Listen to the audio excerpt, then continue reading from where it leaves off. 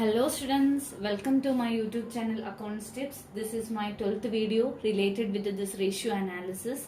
Today I am going to discuss the solvency ratios or long-term solvency ratios.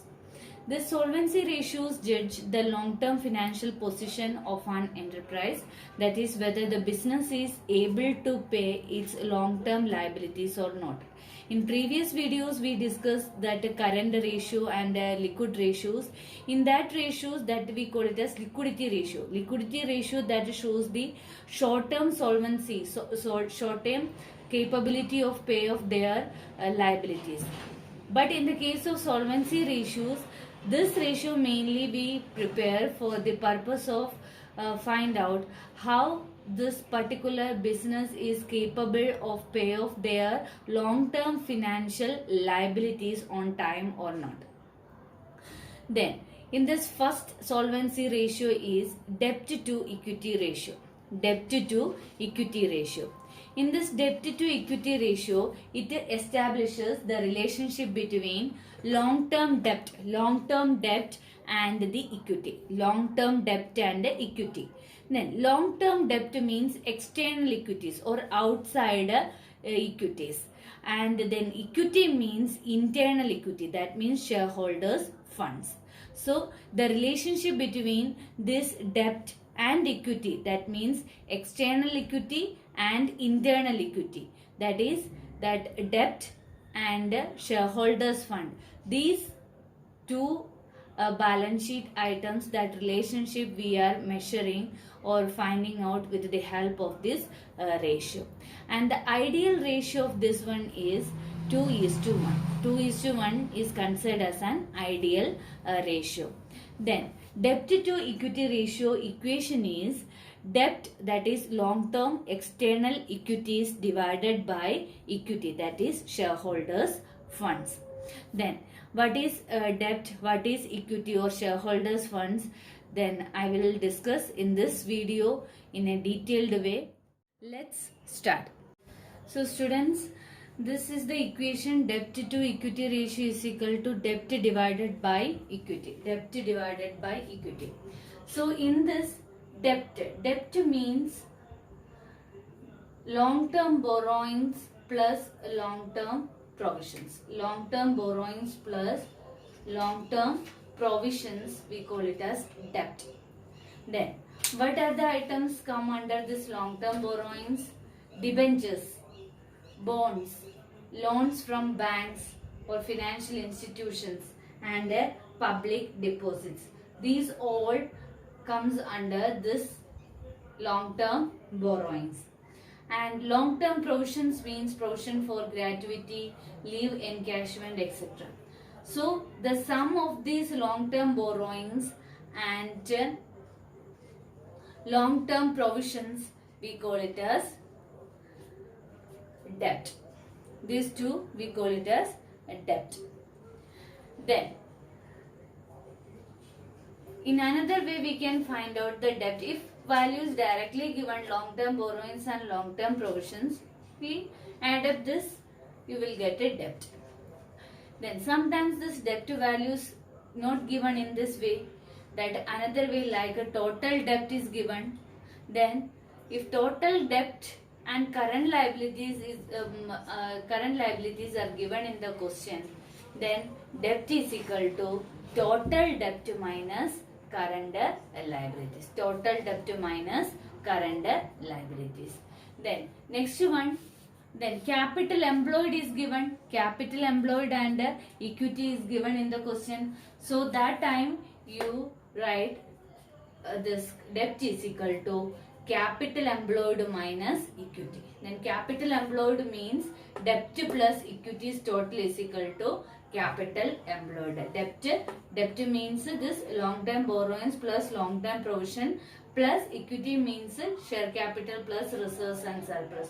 All this total we call it as capital employed. So capital employed is given in the question and equity also we know. So we can calculate debt. Debt is equal to capital employed minus equity. So these are the different ways we can calculate this debt value. So debt is equal to long-term borrowings plus long-term provisions. So these are the other ways to calculate this debt value. The next one is equity or shareholders fund. In the case of equity or shareholders fund, that means share capital plus reserves and surplus. Share capital plus reserves and surplus. That we call it as equity. Equity, otherwise we call it as shareholders fund or internal fund. Then, in another way we can find out this equity or shareholders fund. If non-current assets value given in the balance sheet asset side, and current liabilities and current assets both are given in the assets and liabilities side, and non-current liabilities are given in the balance sheet liability side, then we can calculate equity in another way, that is non-current assets. Balance sheet non-current assets, you take balance sheet non-current asset plus this current assets. This value we call it as total assets minus current liabilities minus non-current liabilities. The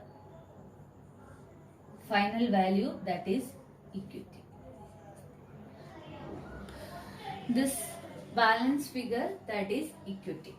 Okay, so in this balance sheet asset side, non-current assets means tangible assets, intangible asset, and this long-term loans and advances, and non-current trade investment. All these values total we call it as non-current assets. Then next, this working capital I written, that working capital means current assets minus current liability. So if current asset and current liability is given, then balance figure minus it, that figure you write working capital, and minus long term non-current liabilities, that is long term borrowings and long term provisions. So in that balancing figure, that represent equity. In that way also you can find out the equity value or shareholders fund. Once again, non-current asset given, current asset given. So that sum we call it as total asset. From this total assets minus current liability minus non-current liability, that minus figure, the balancing figure, that representing the equity or shareholders fund. In another way, we can find out this total assets minus total debt. Total debt means this non-current liabilities plus current liability. These two values sum. Non-current liabilities plus current liability is equal to total debt.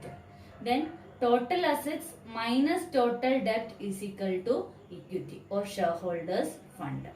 This total asset minus non-current liability minus current liability, or total assets minus total debt. The sum of these two we call it as total debt.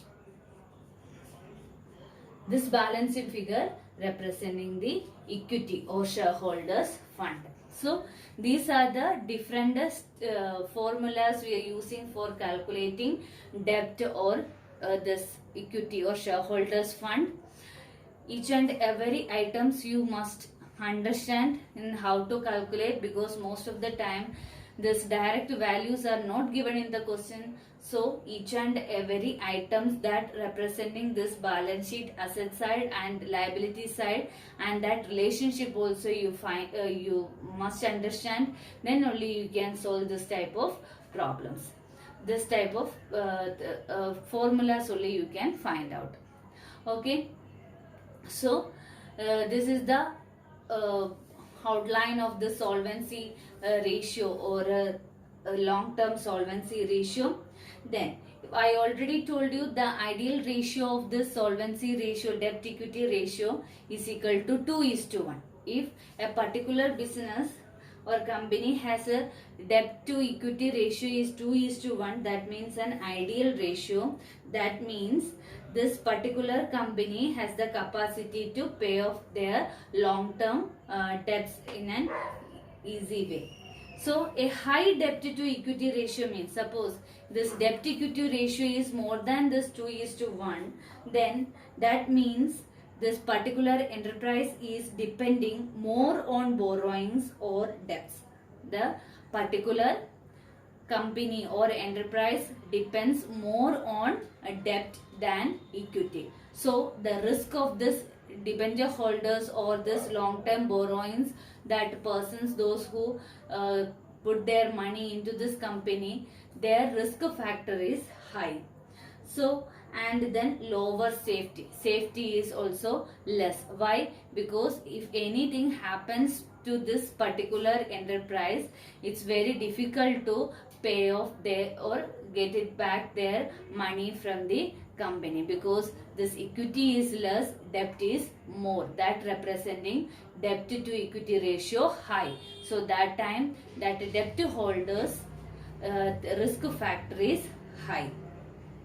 Then on the other hand, this debt to equity ratio that low means enterprise is depending more on shareholders fund than external equities. In effect, lenders are at a lower risk and they have higher safety.